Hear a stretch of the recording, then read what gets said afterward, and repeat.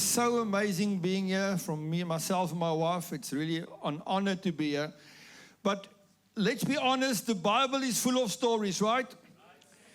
And that stories is our lives. Come on, that's why it's in the Bible. Sometimes I am the prodigal son. Come on, Pastor. Sometimes we are the father, and sometimes we are the jealous brother. Amen or Aina, pick one. Amen. Now today we're going to start with a story. I think that's a story of a lot of our churches. It's a story of a lot of, I don't say maybe all of our churches, but I think the body of Christ sometimes get to this position. I'm sure when we're going to read the story, you are going to somehow see your church or a church or the church somewhere in the story. You okay with me? Right. My wife, she reads much better than me, so she actually got matric. I bought it. No, not really. I promise you, I did get it. I'm just glad that the presence of the Lord is here. Because then I need to fake it or pretend. I can be myself. That's wonderful. 2 Kings 4, the widow's olive oil. The wife of a man from the company of the prophets cried out to Elisha, "Your servant, my husband, is dead. And you know that he revered the Lord. But now his creditor is coming to take my 2 boys as his slaves." Elijah replied to her, "How can I help you? Tell me, what do you have in your house?" "Your servant has nothing there at all," she said, "except a small jar of olive oil." Elijah said, "Go around and ask all your neighbors for empty jars. Don't ask for just a few." Direct. "Then go inside and shut the door behind you and your sons. Pour oil into the jars, and as each is filled, put it to one side." She left him, shut the door behind her and her sons. They brought the jars to her, and she kept pouring. When all the jars were full, she said to her son, "Bring me another one." He replied, "There is not a jar left." Then the oil stopped flowing. She went and told the man of God, and he said, "Go sell the oil, pay your debt. You and your sons can live on what is left." Isn't that just an amazing story? You know what I'm seeing? I'm seeing a story of transitioning. Come on. There was her husband was part of Elijah's prophets. And then he passed away. Because sometimes my wife just tell them what you told me quickly this morning. He passed away, he died. That sometimes things have to die so that we can actually go and take stock of the oil that's left. We don't like it. Because she used to maybe carry on with her husband's mandate. He's running in front. He knows God. He's a leader. And now that he's not there, what does it look like now? Now I'm kind of forced to go and count what is left. What do I have? I think it's important that we all realize that sometimes we run on someone else's oil. Come on. And we've had that discussion during the last day or two when we looked at our own mandate. Pastor Patrick said it tonight. So often we look at someone else's mandate and we try to make that our mandate. We look at the previous generation's mandate and we try to make it our mandate. And there's nothing wrong with the previous generation's mandate. Amen? There's nothing wrong with what they did, but then there happens a transitioning. And what is so struck me about the story is the fact that she obviously had some oil left of her husband for quite a while. Amen. Oil doesn't run out immediately, isn't it?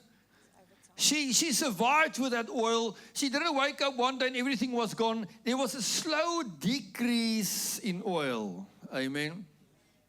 And there's something that I believe. Oil doesn't just run out. Don't get caught out. Come on. How often do we get in our churches, we realize, but listen, what's happening here? 5 years ago, our church was a huge success. 5 years ago, all the chairs were full of people. The parking was too small. And all of a sudden, one morning you realize, listen, what's happening? There's not a lot of people left in my church anymore. And then we think, but how did this happen? I'm going to tell you, oil doesn't just run out. There's normally a slow process, isn't it? A slow process that sometimes get into our lives. Now, I want to just show you this curve here. It's called the Sigmund curve, and all the clever business people will understand this, because this is sometimes the story of our churches. You'll see there's a point A and a point B. I hope you can see, in a red line and a blue line. Now, this is what normally happens. When our churches are doing well and we are growing and the finances are doing well, what do? We change nothing. Amen. We are just so excited about the goodness of God. Amen. When you are at your peak performance and your sermons are hitting every Sunday morning, you are so excited. And what do? We put on more effort. We create for ourselves more places to preach. Amen. Because we are up, going on an up. And then sometimes we hit a plateau. You'll see there in that red area, highlighted area, above the A. And then things just started settling, isn't it? And after the settling, here's where the problem happens, because after the settling, there's normally a slow decline. And here's the thing, and I want to just quickly latch onto Dr. Anthony's discussion yesterday and a question that came from the floor. You know what the biggest problem sometimes is for changing lanes and transitioning? Is we want to transition there past point B. Amen. We want to create a division, a changing of lanes story when there's nothing left in our assemblies. If we start doing that while we are on point A, we will not get to point B. Because the ideal place to start bringing in change and doing something different is not at point B, it's at point A when things are going at its best. That's the time when you need to start thinking ahead, what am I going to do next? Where are we going with this next? What's God's mandate looking like in 5 years, in 10 years? Not when it starts to go down, now we need to suddenly make a plan.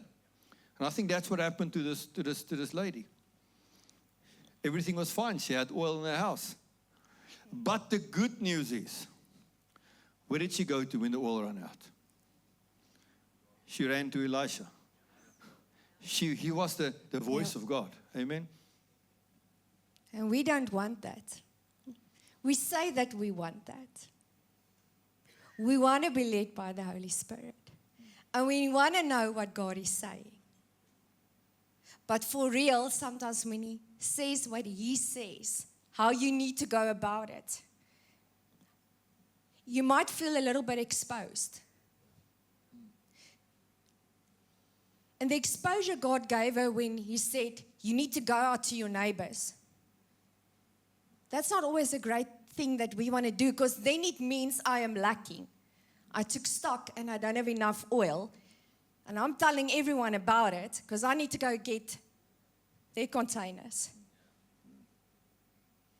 So we want to know what God is saying, but if He's saying it in a way that we like it, that we are not maybe exposed.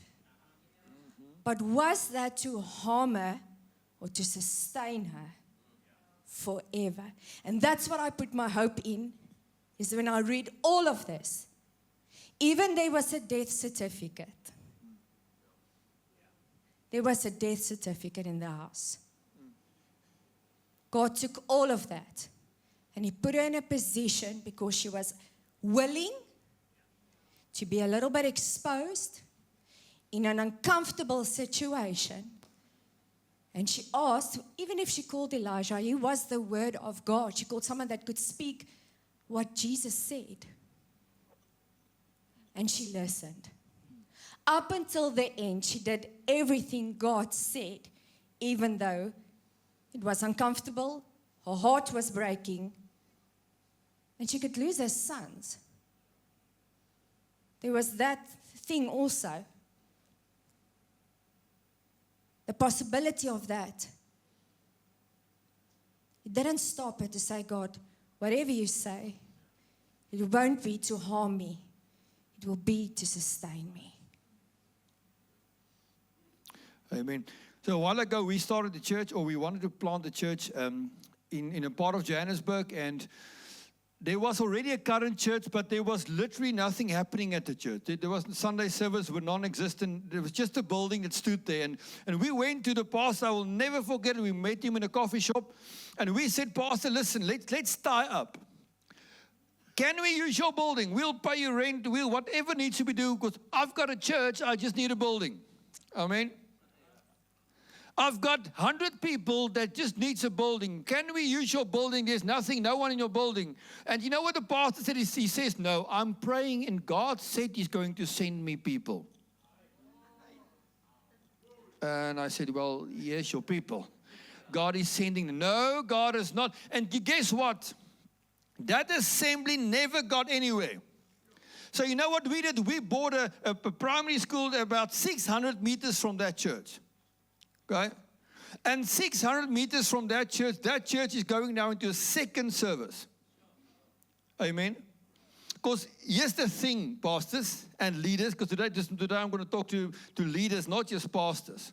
Because you must understand something, that when she went to Elijah, when she went to the voice of God, what was the instruction? Go and make capacity. I've got the oil. You see, that's what we don't like. We don't like when God tells us to go and do something. We want God to do everything for us. Amen. How nice would it be if you can just walk Sunday morning into your church, take your microphone and preach and get off the stage and go and sit home and pray that God's going to put the lights on, he's going to paint the church. That would have been nice, isn't it? We think that we just need to pray, and please, we need to pray. Let's don't misinterpret me here. We need to seek the face. We need to get to the voice of God. There's no doubt about it, but there's also stuff that we need to do. And so often pastors tell me, but listen, how do you get such a church? How do you get growth in your church like this? How does this happen? I'm saying it's more than prayer. I need to do what God tells me to do. Even if it's sometimes uncomfortable. My wife said it. Imagine you have to go to your neighbors. That neighbors that maybe irritated you. Come on. What if God is sending you to another church whom the pastor you don't like? Yeah, it's getting quiet in this church today.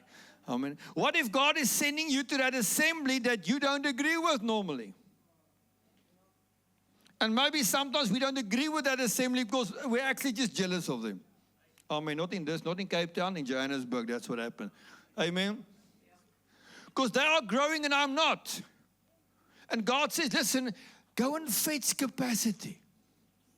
I want to do a miracle for you. I want to do something special for you. But are you in a position to say, Lord, you gave me a mandate. God gave this lady a mandate. And the mandate is go and fetch capacity and I will fill it for you.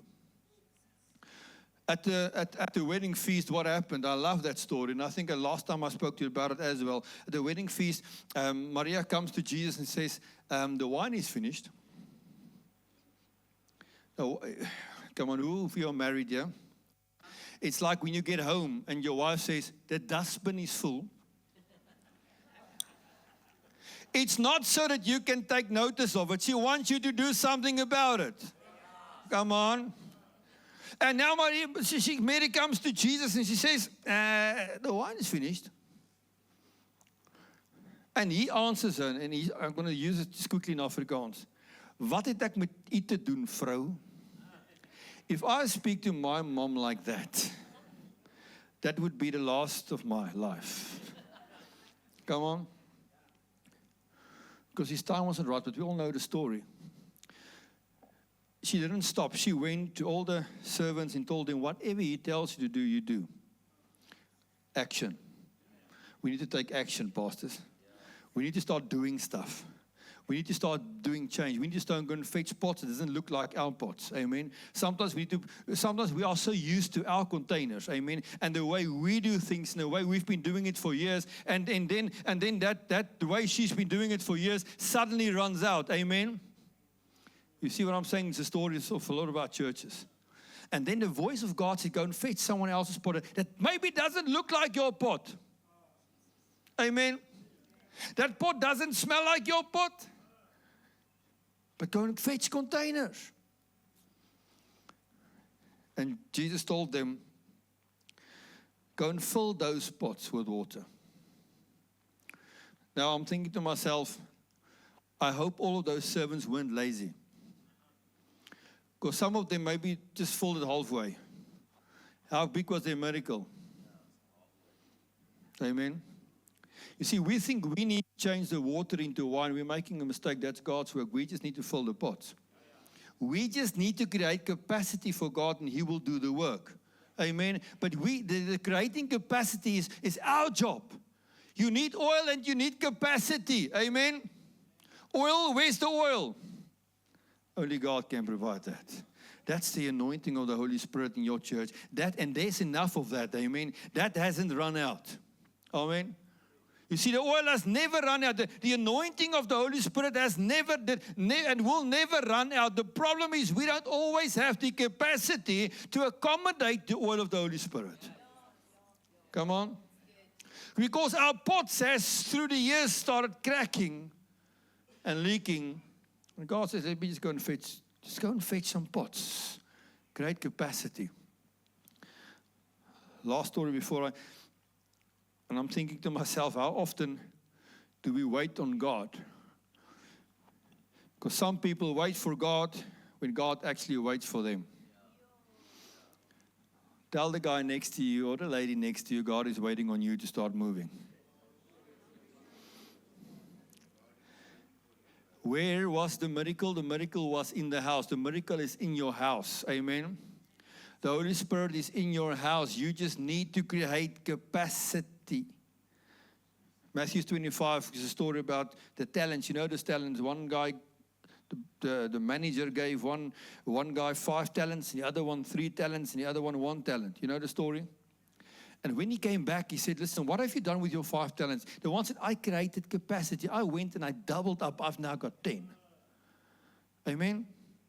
Whose responsibility was it to double up? The 3, same story. We double up. Then there was one who only got 1 talent. No, I got scared, the Bible says. That was his excuse. I got scared. And yes, the thing, pastors, we are so scared to create capacity. Because when we are creating capacity, we get taken out of our comfort zone. Amen? Who loves a comfort zone? So the minute we need to create capacity in our church, we get taken out of our comfort zone and placed into a zone that's called the faith zone, like Pastor Patrick says. Because we don't know if that pot is going to work. I'm thinking about this lady fetching from a neighbor, and when she got from the neighbor, and she thinks to herself, I hope this thing is going to work. But you said I must do it, Lord, so I'm going to do it. But it takes faith. Now, capacity starts with the way you think. And I'm going to ask you a quick question. How many pieces of information do you think you receive on a daily basis? Quickly, anyone? Who's got a guess here? Anyone? 1,000, 1,000, 30,000. Nog 'n laaste een. 45,000, 45,000. Well, your brain receives between 20 million and 40 million pieces of information every single day. And I'm going to explain it to you. When you all walked into this church, you all saw the wall at the back that says parents' room. You all saw it, but you didn't pay attention to it. You saw it, your brain got that information. Your brain decided this is not important. I'm not going to think about this.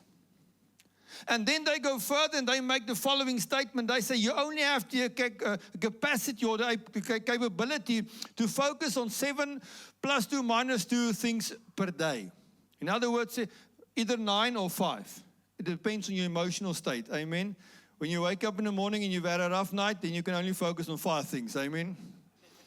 If you had a good sleep, it's 7 or 9 things. Amen. So you've only got those 9 things to focus on. And that's what I want to talk about. Sometimes those 9 things or 7 things we focus on is the things that we've already got, is our own oil, our pots. We don't think further than that.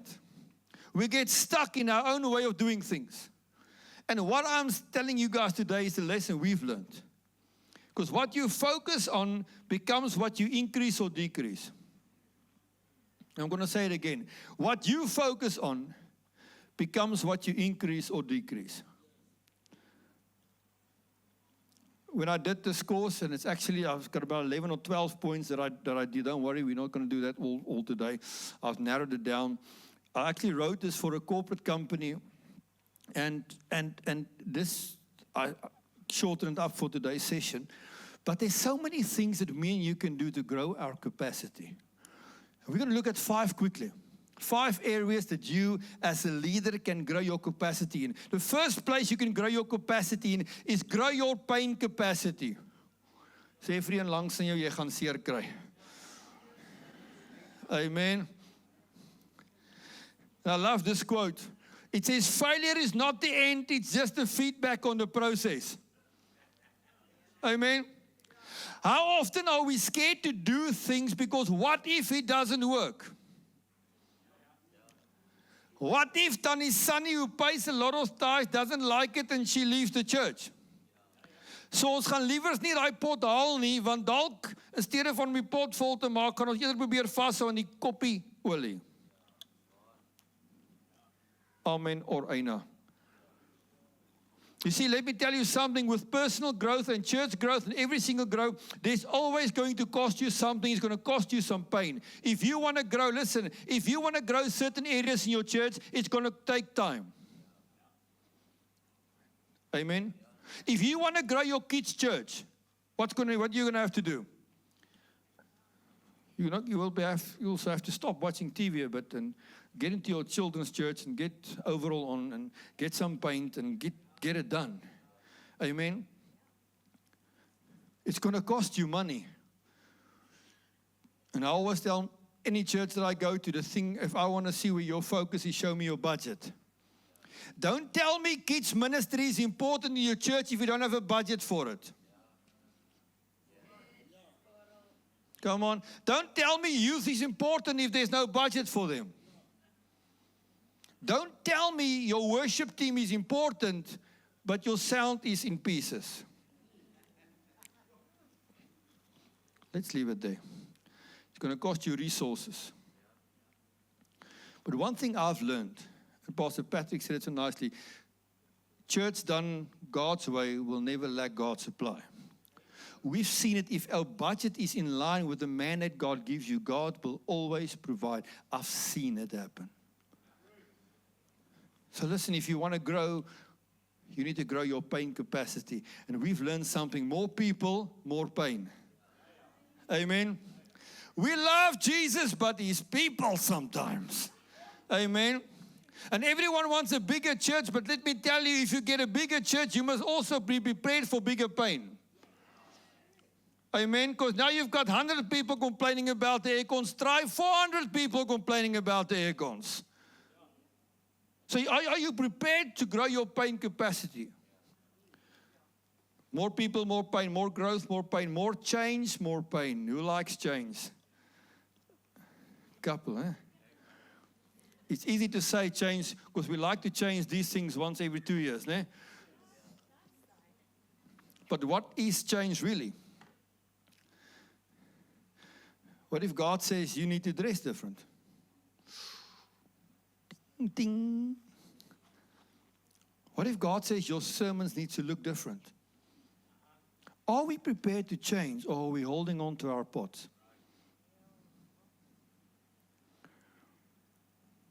Even though that pot sometimes is running out of oil. And there's nothing wrong with that, because sometimes certain things has to die for some new things to grow. Amen. Let's not go too far into that. You all are still upset with Anthony. I don't want to take over his position. Growth will always lead to change. I said it in Johannesburg as well. I'm not going to say who, but I spoke to someone in our church. We are just like Christ. We like new songs, and we like the band, and we like all that. And a guy, one of the pastors came to me and says, "But Pastor, you guys only sing new songs. Those things doesn't sing lekker. We can't worship on them. You only sing new songs." And you know what I told him? I said, "Maar pastoor, vir jare het julle gesing, kom sing 'n nuwe lied vir hom."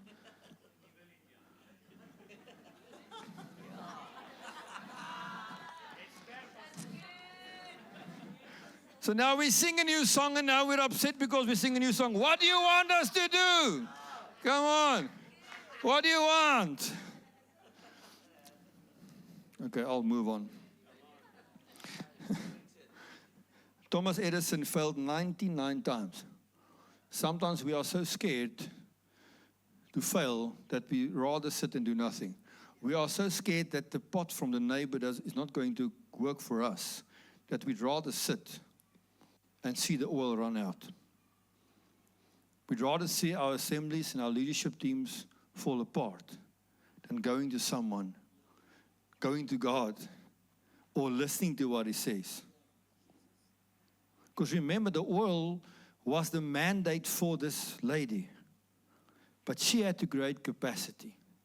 Your mandate doesn't change if you grow your capacity. Your mandate stays the same. But the growth in your capacity depends on you. Let me go on. The second one that is extremely important to me. One area of our lives that we need to grow our capacity in is grow your relationship capacity. And I love these two quotes. The one says, if you are the smartest in the room, you are in the wrong room. I want to repeat that. If you are the smartest person in the room, you are in the wrong room.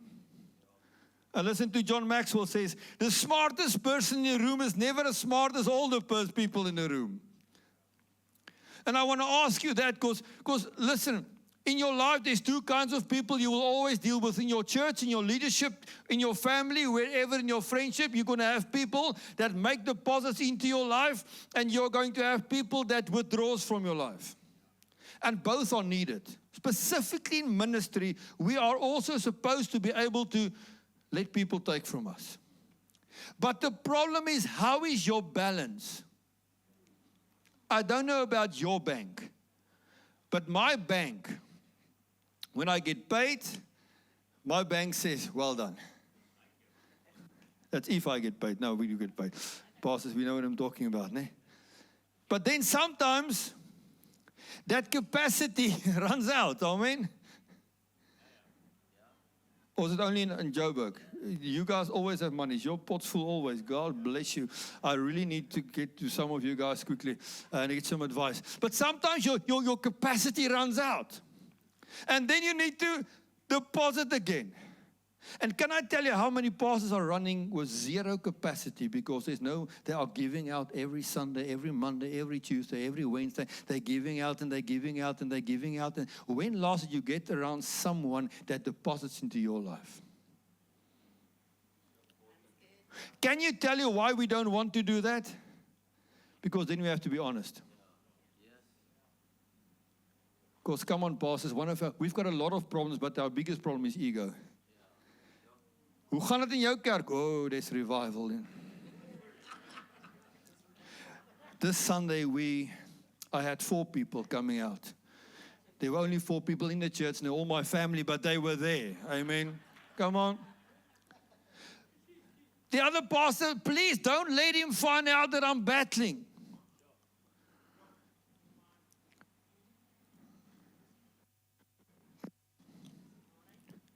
How sad is that? And we are running out. And then one day we collapse. And we run out of capacity. And we burn out. And I'm going to tell you something. I want to go as far as to say 60 to 70% of people sitting here, pastors, are at the point of burnout. Whether you want to agree with today or acknowledge it today or not, that is the reality sitting here. We are all very close to burnout because our balancing is gone missing. Who's the guys that you run to? Sam Chand, one of the guys that I love. leadership coach. He says the following. He says there are two positions you will always have to fulfill. Once you will hold the ladder for someone, and second, someone will hold the ladder for you. Amen. There's a ladder in your life. Sometimes you hold the ladder for other people to climb, but you also need to make sure there's people in your life that holds the ladder for you. And if you do not have relationship capacity in your life, you are going to run out. We need to gravitate towards people that make deposits and people that have the capacity to take you higher. Pastor, when last did you get to a businessman in your church? A guy who knows how to deal with people and is a big businessman, and go and sit with him for a cup of coffee.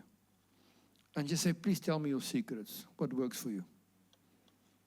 Because I'm going to tell you something that I've learned in the past couple of months in our church when we transitioned to the new building. I realized something that guys or successful people, they love to assist other people.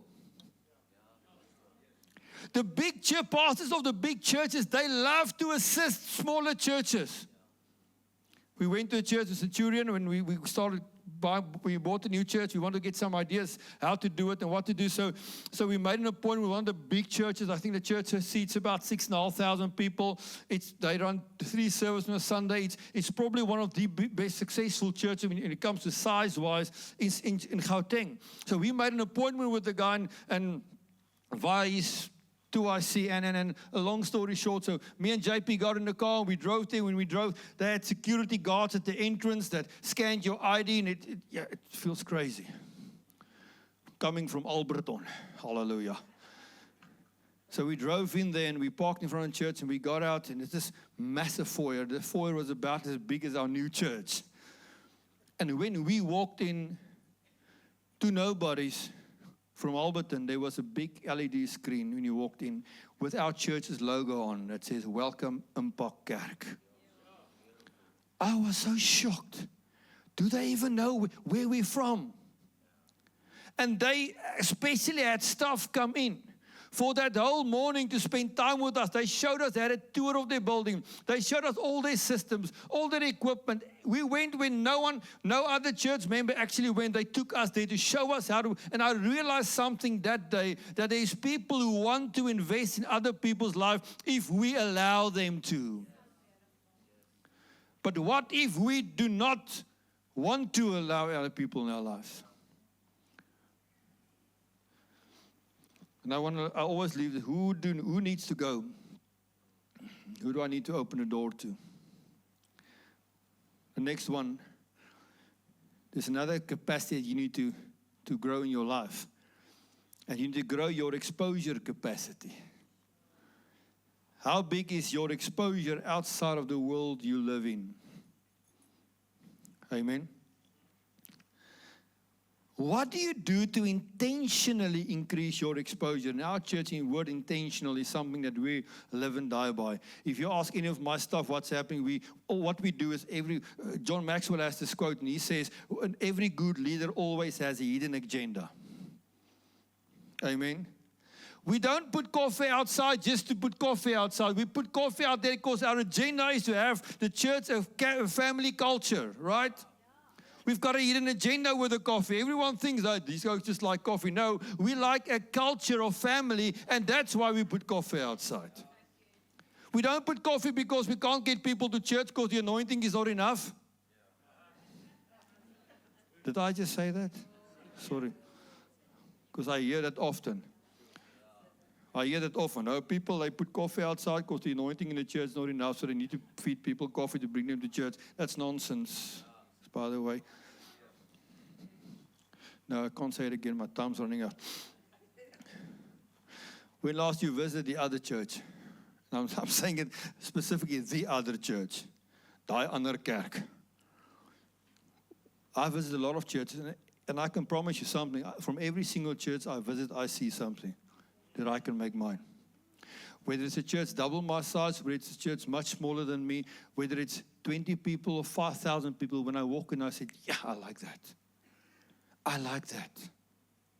That will work for I'm not becoming that church. I'm not doing exactly like they're doing it, but there's certain elements that will fit into the mandate and the culture God has given me. And sometimes we are so scared to do that because maybe that daai gogga gaan op hy spring.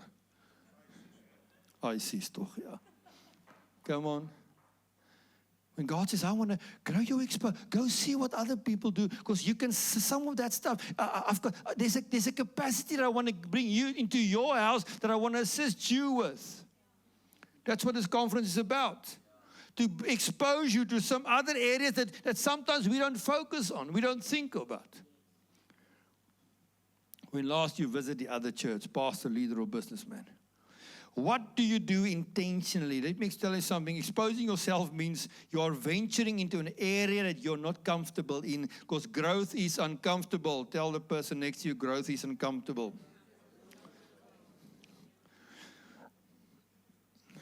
Trust me, you will see in January after Christmas, when you put on your work uniform, growth is uncomfortable. Do you know that we send our kids to school without actually realizing what we do? Because they go in grade 1 and the school exposes them to certain things that they learn, isn't it? And then we are so excited, yes, you passed this one, let's go to grade 2. And they get exposed to more, and they grow. And they get exposed to more, and they grow. That's how life works. But in church, sometimes we get stuck at grade 7. Come on. Because we do not want to grow. We are happy in grade 7. Because they only expect me to play with blue clay. Are we actually exposing ourselves to other capacity? To bigger capacity. Fourth point, and this capacity, I think, is something that we all regularly deal with. We need to grow our crisis capacity. And I like this saying, never waste a crisis. Come on. Whom of you in the past 5 years had a crisis in your assembly? Okay, it's 3 of us, 3 honest pastors in this whole building. I wanted to say who's got a current crisis, but Pastor Lawrence is here. Please don't put your hands up. But we all go through crises, right? We all go through crises. And what if that crisis is God ordained? Romans 8:28. For all things. Say all things. Does that include crises as well? Sometimes, Pastor, there's a crisis in your assembly because God is busy aligning you. He's maybe killing the old prophet. Research for 2022. Who can remember COVID? Can you guys remember COVID? It feels long ago, ne? It wasn't that long ago. Now, research was done by a company, McKinsey Consulting. What they've done is they had a look at all businesses, new businesses registered. So they looked at the end of 2019, the last quarter of 2019, that's October to December. And in that time, 2019, pre-COVID, there was 750,000 new businesses registered. So end of 2019, 750 new businesses were registered. 3 months later, COVID hit the world, and the whole world shut down. And in the high season of COVID, the end of the last quarter of 2020, the height of the pandemic with no vaccines, guess how many businesses opened? You remember we had 750,000 no COVID. A year later, in the height of COVID, how many businesses registered? 1.5 million. Because there was somewhere someone saw an opportunity in the crisis. What is happening? This crisis, actually, you know how many people retired after COVID because they saw it as an opportunity. But we are so scared of crises. Come on. Oh, Here, asseblief, moet dit nie in my kerk gebeur nie. Here net nie hierdie nie, asseblief. Here, daai moet asseblief net nie bedank nie. Lord, just keep them here. Here, Lord, please just don't let this happen. Lord, I can't do this. But listen, sometimes some of those crises in your assembly, in our assembly, is God ordained. God is busy realigning your mandate, and there's certain things that God has to shift in your favor. But we are so scared of a crisis that we don't say, Lord, this is a crisis. Great, what can I do? What do you want me to do? Come on. Sometimes the crisis molds us. Amen. Sometimes the crisis, God forces us to learn a couple of things. Amen. Sometimes the crisis forces us to become human.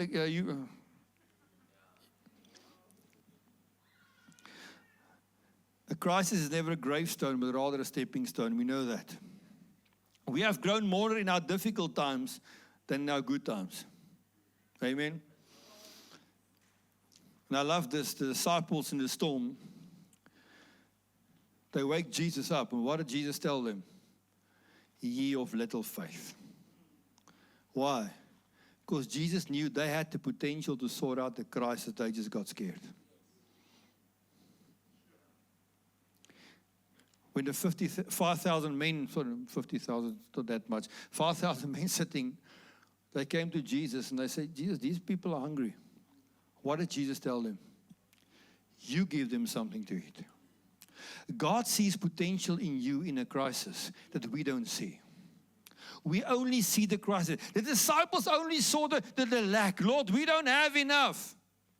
How often do we get our service or our meetings, our directors' meetings or our leadership team meetings, and the first thing we look at is we don't have enough. And God sits in that meeting and says, what do you mean you don't have enough? Everything belongs to me. How can you say that you don't have enough? Sometimes we just forget who's the supplier. Come on. And I want to say to some parts today, you've been saying, I don't have enough. God says, I can see you've got enough to feed the people. You go and feed the people. You go and create capacity. Who created the capacity? Jesus prayed about the food and he gave it back to them. When did it increase? When they start handing it. In whose hands was the increase? In the disciples' hands. Listen, the increase will always happen in your hands. We want to get the baskets full of food before we start handing out, isn't it? The miracle starts happening when you don't have enough in your hands. That's when miracle starts to happen. That's crisis management. Lord, I really don't have enough, but I trust you, you are enough. Come on.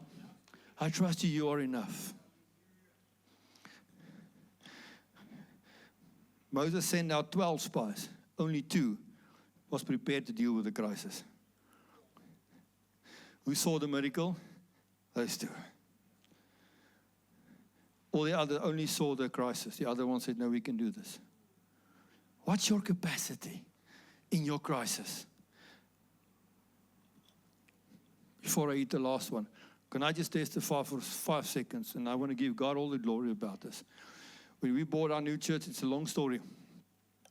About a year ago, we outgrew our capacity. And we prayed, Lord, give us capacity. And long story short, we got this building. When we bought it, we only had enough money to buy the church, nothing more. Once we bought the church, we are empty. So we can't do anything to that building. We can't even put carpets. We can't do anything. So our decision was, let's buy the place, and as time goes by, we will, until we get it like we want to, and then we'll move from the old building to the new building. That was our idea, and God says, I'm going to prove you something. And before we knew what happened, we sold our current church, and we were supposed to still have church for a couple of years until this one is ready. So we sold that church, but we didn't get the money. We all know it takes a couple of months to get that money. But we had 6 weeks to make the church we didn't have money for ready to open. So we started with R0, bought a new place. We've got 6 weeks to change everything. Trust me. I said, Lord, hierdie crisis is a crisis. I said, well, maybe we must just keep it like this. It's a NG kerk. We're going to just sing die NG uit die kerk uit. Amen. And we started with this building, and in 6 weeks' time, we revamped everything to a total cost of 12.5 million rand. And up to today, I cannot tell you where those money came from. I can't tell you where there's no way we had 0 rands. We had nothing. But whenever, I remember I sat there at one stage and I spoke to JP. I said, we can't do this. We're done. We don't have money anymore. We're finished. Don't know how that's going to happen. And I said, let's go. We'll talk about it tomorrow. Following morning, the lawyer phoned me. Listen, we made a bit of an error. I said, what do you mean, Bridget? He says, we are paying 197,000 rand back to you, which we overcharged you. Come on. Why? Because we saw the crisis and we just said, Lord, you're not going to drop us in this crisis. And you know what God does? He even spoiled us. Because we wanted this one sound desk. We've been dreaming about this sound desk for a long time. But that sound desk is 500,000 rand. So when we did this, I said, JP, that's not part of the budget. We'll stick with the old desk. That will have to make work for now. And the guy in the business church phones me and says, Pastor, we hear you want to buy a sound desk. I said, yes. He says, what's the amount? I said, it's a lot of money. He says, send me the invoice. Let's see if I can do something for you. So I got the quote and I sent it through to him. Within an hour, he sent me the proof of payment. He bought it. Come on.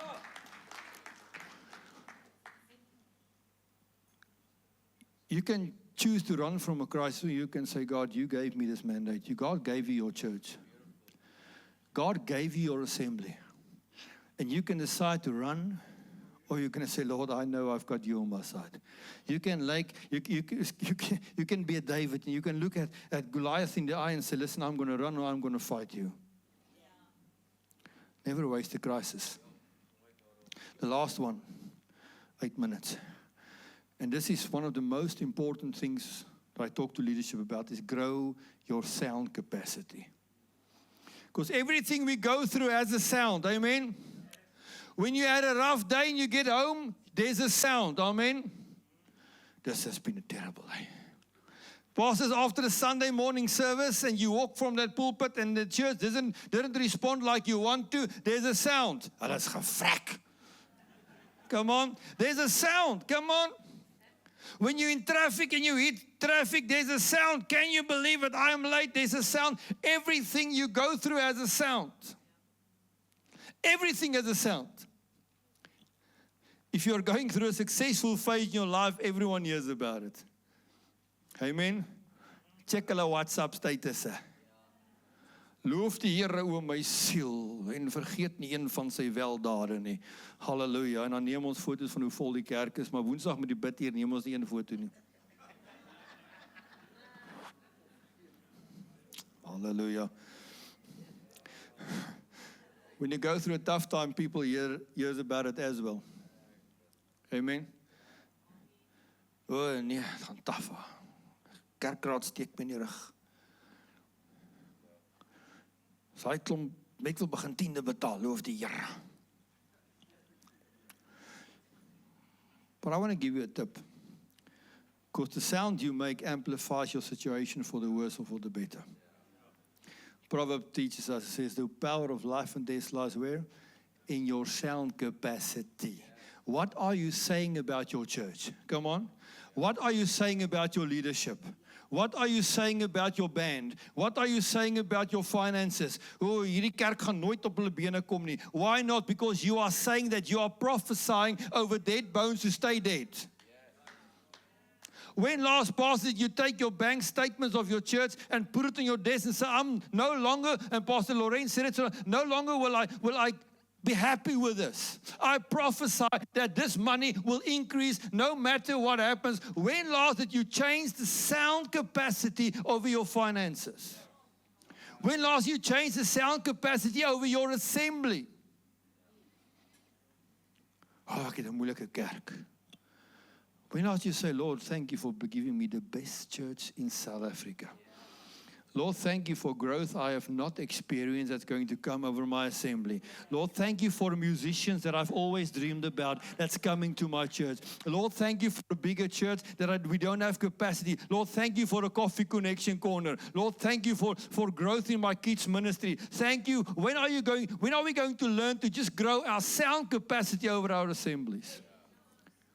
We so love to complain about our assemblies. When are we giving God opportunity to work if we don't stop complaining or criticizing? Oh, hierdie kerk het nie jeug nie. O, Here is besig om vir ons jeug te stuur. We are changing the sound capacity. And I want to show you quickly. Scientists did it. I hope you can see on the picture. Scientists did an experiment, and they did the following things. They had a tape recorder say certain things over water, and while that tape recorder was playing, they froze the water, and after the words, they put it under a microscope. On the top left, the words that were spoken was said, evil, evil, evil, evil, and they froze the water, and that's what it looked like. The middle was, you fool, and that's what it looked like. The right top was, you disgust me, and that's what it looked like. But listen, when they say thank you, the crystals in the water start changing because there's power in your sound capacity. Love and gratitude, check harmony. There's things happening when you start to talk. Sometimes we want our church to be like beautiful crystals. But we don't talk properly to the church. We don't talk to our teams properly. Amen. Oh, these volunteers of mine, they're the laziest people in the city. Oh, hierdie assistent-pastoor vir my, ek wens hy wil net 4 kry. Come on. When last you talked differently about your church? About your finances? When last you grow your capacity? What you say about your assembly?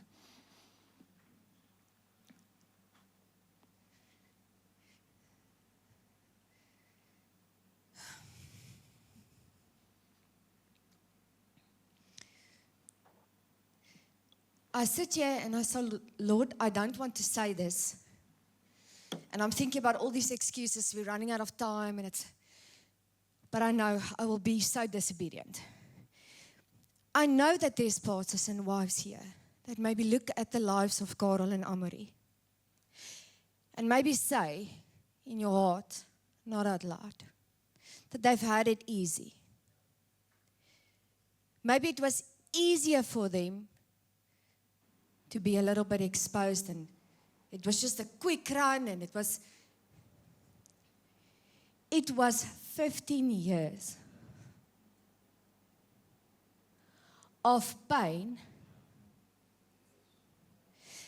that I am telling you in dead, real honesty in front of God, that there were times the last year and a half that I said, Lord, if you don't take us out of ministry, I can see that you can see it is dead. There's stuff that's not alive.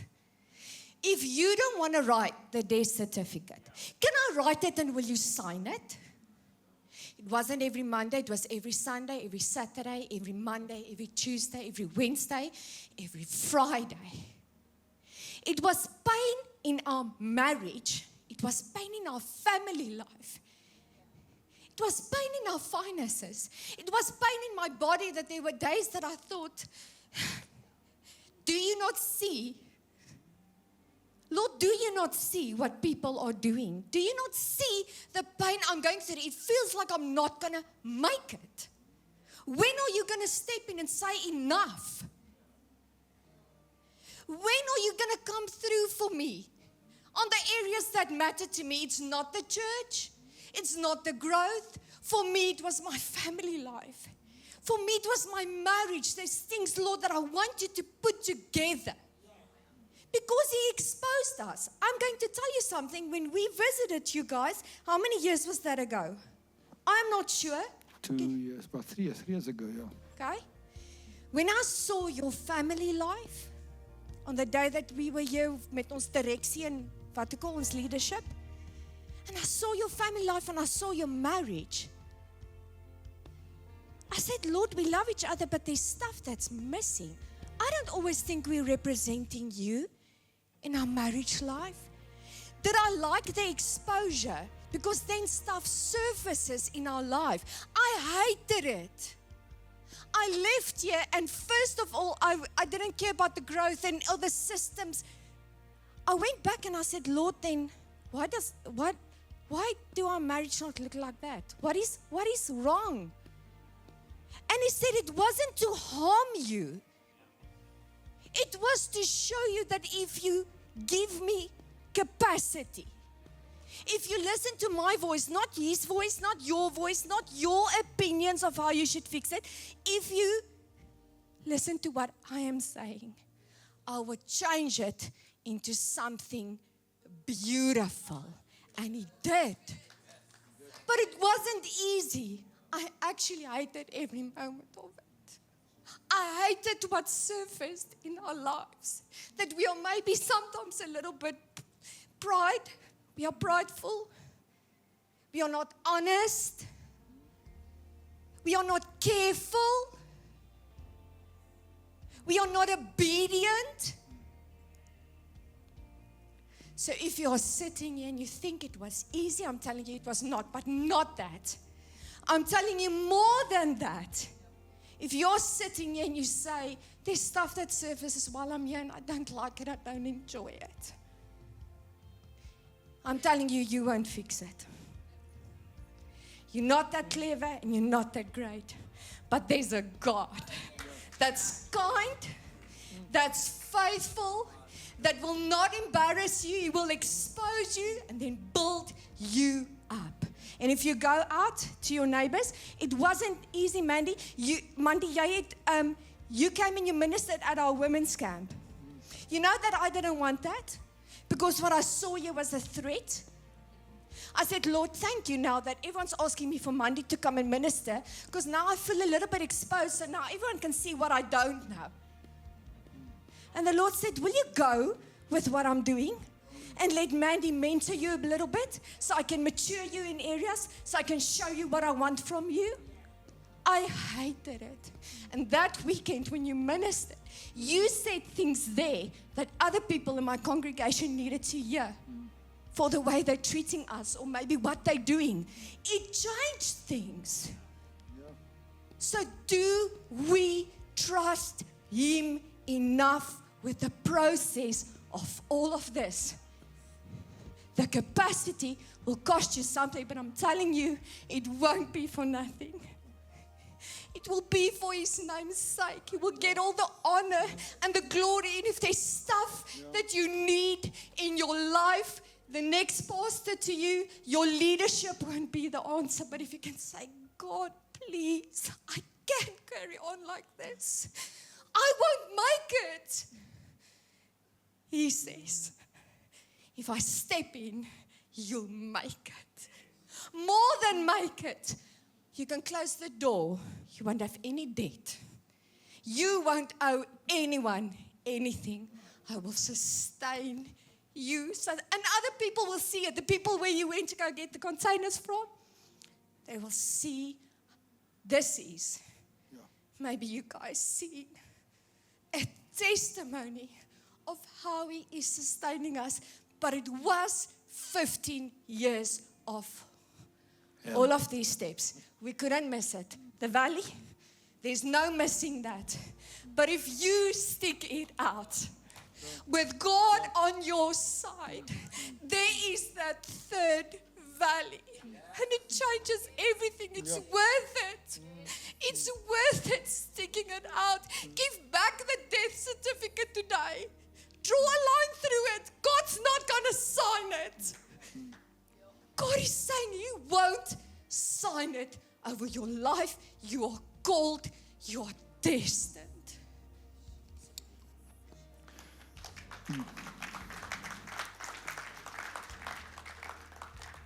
To increase your capacity is painful.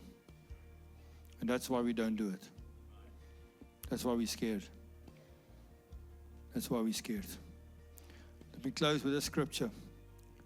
2 Kings 4 verse 6 to 7. When the vessels were all full, she said to her son, bring me another vessel. And he said to her, and I loved it, she said to her son, Because God is in the business of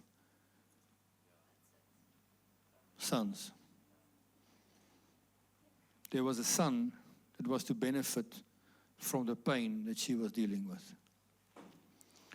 And he said to her, there is not one left, and then the oil stopped multiplying. Then she came and told the man of God, and he said, go sell the oil and pay your debt, and you and your sons will live on the rest. Pastors, if you want your family and your kids to be sustained, we need to do what God tells us to do. We need to grow our capacity. We need to grow even though it's painful, even though it's hurting, even though we're broken. We need to grow our capacity.